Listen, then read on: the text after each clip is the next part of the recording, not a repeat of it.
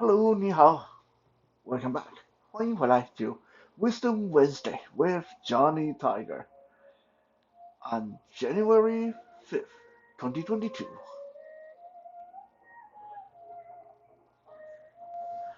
Tonight, uh, me and Kitten and I had a great dinner.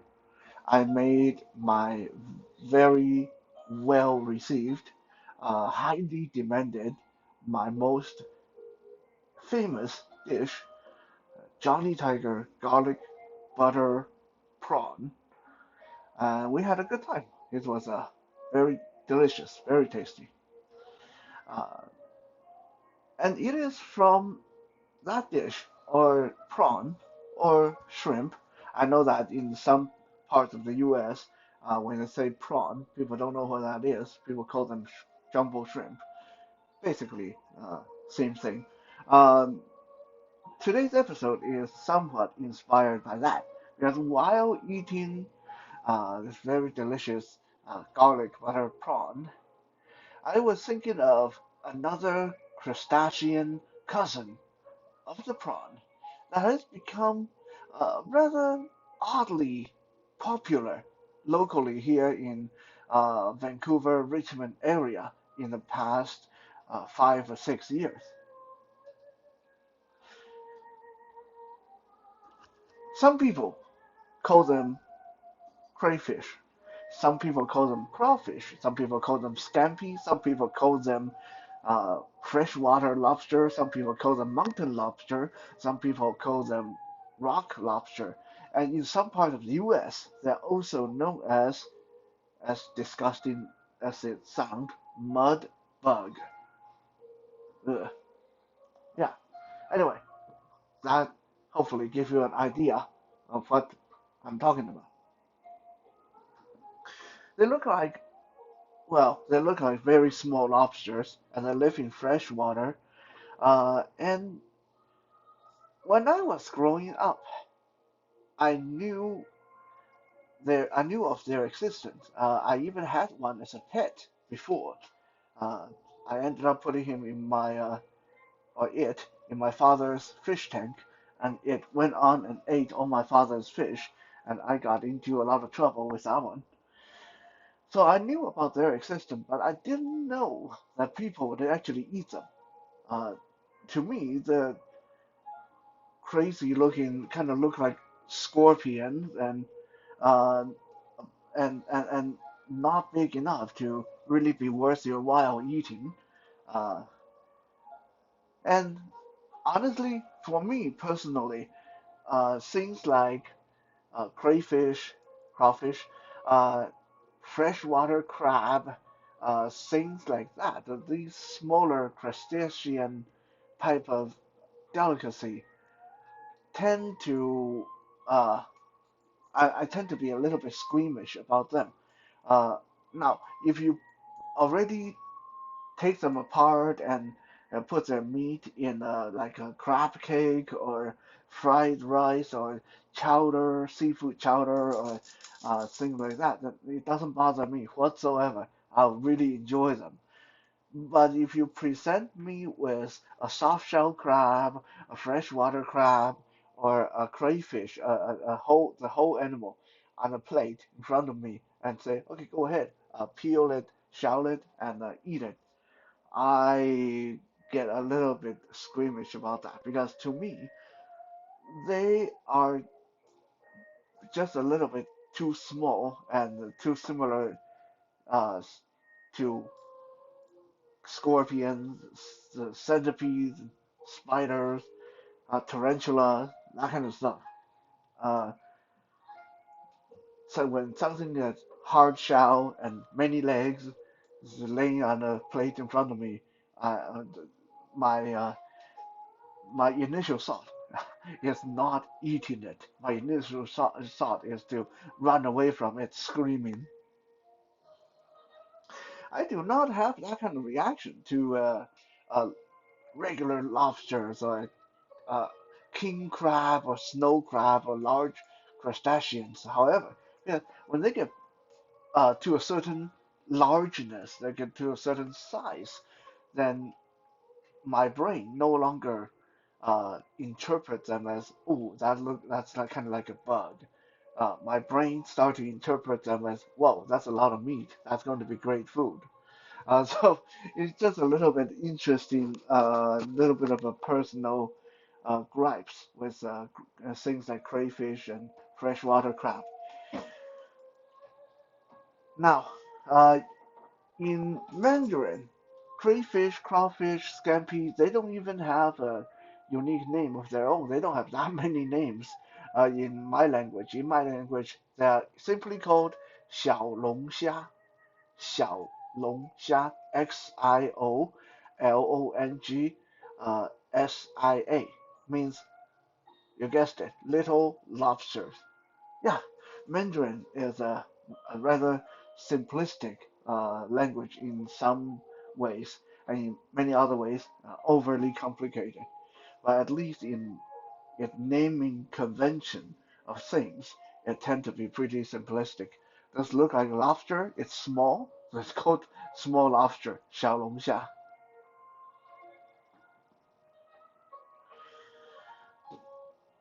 I have lived here in Canada for the majority of my life. Uh, for continuously speaking for 25 years. And for the most part, I never even came across crayfish, crawfish, whatever they're called. Uh, and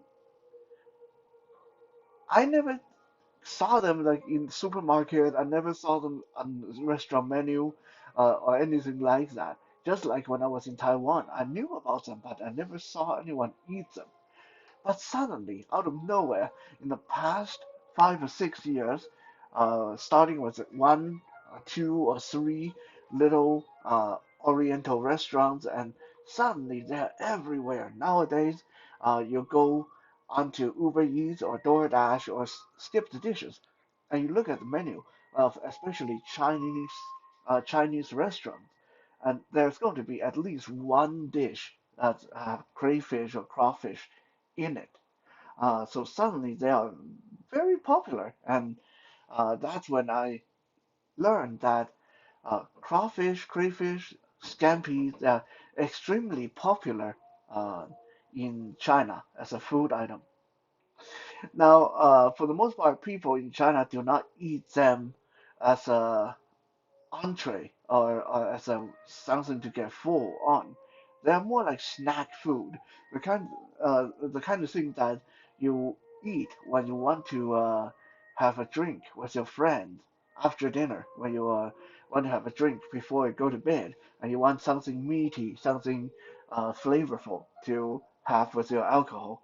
Uh, Scampi's or crawfish tend to serve that purpose. Most people don't eat them at regular mealtime because, like I said, they don't have a lot of meat in them, and the energy you spend uh, trying to shell them, it's actually almost greater. The expenditure of energy is greater than what you will get out of them.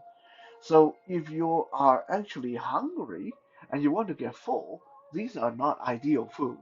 But if you're having a drink and you're sitting there chatting with friends, and you just want something to occupy your hand and occupy your taste bud, something to nibble on, then these are great. You just do up a couple of plates of crawfish and then open a bottle of alcohol, and you're set for the night.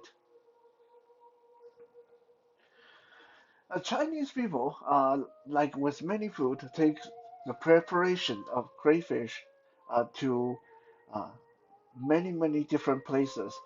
There's many flavors in Chinese uh, cuisines when preparing these little shelled abomination, little mud bugs. You can get them sweet and sour. You can get them salt and pepper. You can get them with chili oil. You can get them steamed and fried and broiled and boiled and deep fried and baked. Anything you can think of to do with them. Chinese people have done it, and there are many different way of eating these. if depending on who you ask, a lot of people, especially Chinese people, may tell you that this is almost like a national dish in China. Uh, crayfish, crawfish, 小龙虾 is almost like a very symbolic Chinese food. However, I can't believe I'm going to say this on a Wisdom Wednesday. Chinese people did not invent crayfish. Chinese people did not invent eating crayfish. Crayfish has, as far as historians can realize, can figure out, it started actually in the US. So next time when someone asks you what is the one dish that actually originated from the US, well, you can tell them crayfish, crawfish. That's one. Uh, it was first found in the where it is Louisiana right now, and back then it was a very staple food for the native Indian, native Aborigine people. This was way back before Columbus came to America. So for generations and generations, the native people have been fishing out of the rivers and streams and eating the crawfish uh, long before the Europeans came and quote unquote discovered America. I still don't know how you can discover something and call it your own when there were already people living there. That's almost like someone just randomly come to your house and say, "Oh, I didn't know this house was here. So, okay, I discovered it. Now it's mine. Never mind that you were already living here. That's not important." Anyway, uh, we are not going to go too far down that troubled part of history. So Columbus came and discovered America and brought a whole bunch of European people over here. And when they first arrived, these immigrants, these European people, settlers, they didn't really know what's edible, what's not edible, where to get food. So the native people showed them how to fish, get salmon and crayfish and crawfish and alligators and stuff like that out of the streams, how to hunt buffalo and stuff like that. That's when uh, they first started eating crawfish, crayfish. Nowadays, crawfish is so popular in the US that they even have a national crawfish day every year where you drink a lot of alcohol and eat a lot of crawfish. However, this is where I have to kind of criticize a little bit, because as I mentioned, Chinese people have come up with many, many different flavors, different ways to eat crawfish. When you go to these crawfish festivals, for the most part, it's only done one way, and basically it's cooked in a big pot with corn and sausages and uh, anything they can find to throw in it. Okra and chicken and uh, potato and basically everything is cooked in the same pot, and then they throw a lot of Cajun spices over the whole thing and call it a day. So you get Cajun, nothing else, Cajun. So some people will say, so does that mean that United States, the U.S., American invented Cajun food? Imagine they invented this way of eating uh, crawfish. Actually, no. Uh, the origin of Cajun flavor came all the way from France. Among these first settlers that came after Columbus discovered America were some French people, and they brought their invention with them, the Cajun spices. And when the native Indians showed them how to catch and eat crawfish, they started putting Cajun spices on them, and that's how it got to the way it is now. So Americans eat crawfish. Chinese people eat crawfish. What other people, when we ask, eat crawfish? Well, here are a few examples. German people, mm, they try to eat crawfish, but not very successful.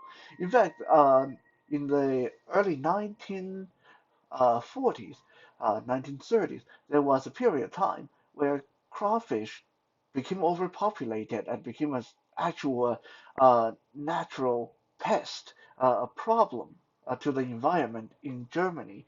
And the government actually went out of their way to uh, put out bounties and advertisement pleading with the citizens to please start eating them. So what happened there? Why did they end up with a overpopulation of uh, crawfish in Germany? Well, it's mostly traced back to they don't really know how to prepare them. Over there in Germany, people when they cook crawfish, all they do is boil them. They boil them in hot water, take them out, and they eat them. You can imagine how obnoxious that would be, even to eat it that way. Uh, so needless to say, doesn't taste very good. A lot of people don't want to eat them, so they end up being left alone in the rivers and lakes and become overpopulated.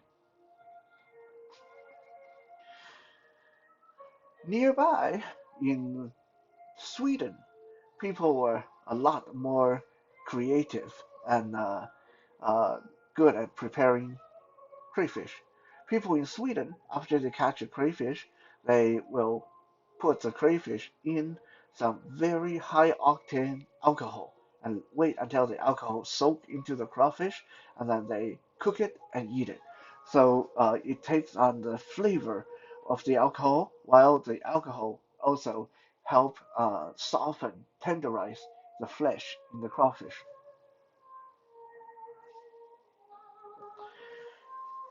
Even Soviet people, Russian people, have a history of eating crawfish. As far as historians can verify, Russian people have been eating crawfish for 300 years.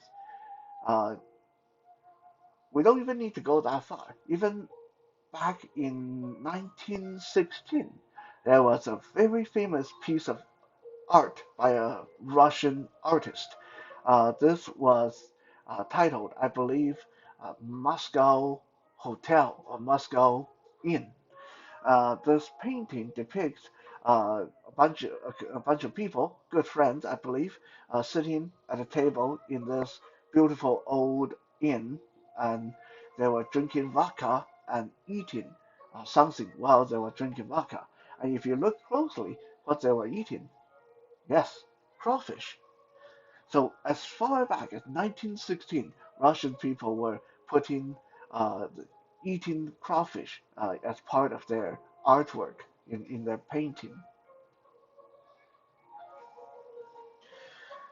Now let's look at Asian country. We already know that Chinese people eat crawfish, but how did that get started? Well, this is one of those times when I actually had to have to admit Chinese people got crawfish because of Japanese people. Yeah, you're not going to hear me say that very often. But as far as I can gather the evidence, in the late 1800s, there was a chef in Japan. He was so good at his craft that he cooked for two uh, subsequent Japanese emperors, daimyos, and so this chef was so good at his craft that he was an imperial chef for the for the emperor for two emperors, not just one, for two emperors. Um, but just because he was good didn't mean that he was satisfied with his craft.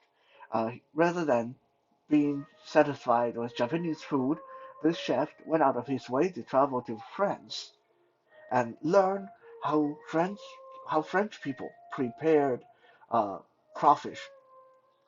Yeah, here in the U.S. we talk about Cajun, how they use Cajun seasoning on crawfish, how the original French settlers did that.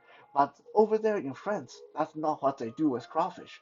Over there in the good old homeland, France, back in the home turf, where there's more equipment, more spices, more materials. They do something even fancier. They make a very delicious uh, dish called crawfish or crayfish chowder. If you ever had lobster chowder, then yeah, just imagine that. Basically, lobster chowder. So this Japanese chef uh, went over to France and learned how to make lobster chowder, brought it back to Japan, and during one of the biggest festival, he presented this lobster chowder, the crayfish chowder, to the emperor of the time. The emperor was so impressed that he made a decree that they should start growing and eating these little creatures called crayfish. In the subsequent years, Japanese people ate so many crayfish that they actually ate them into extinction.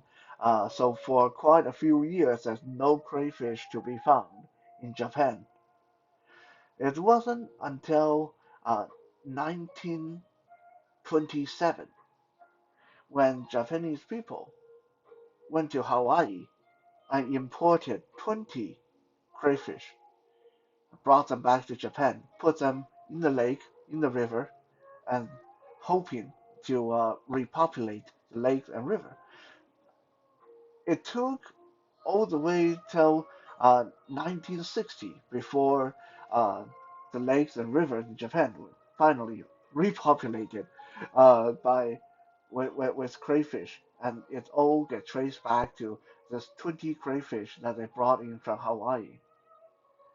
Somewhere along the line, in 1930, 1940, when during the invasion of China, Japanese soldiers brought crayfish with them to China, and that's when crayfish finally got introduced to Chinese people, and that is why nowadays so many Chinese people can enjoy and do enjoy crayfish uh, as a drinking alcohol uh, kind of dish.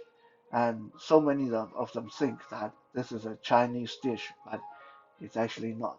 Now, this is very unique because most of the time our Wisdom Wednesday is very Chinese centric, very much focused on what is Chinese, what is Taiwanese, what is in my culture.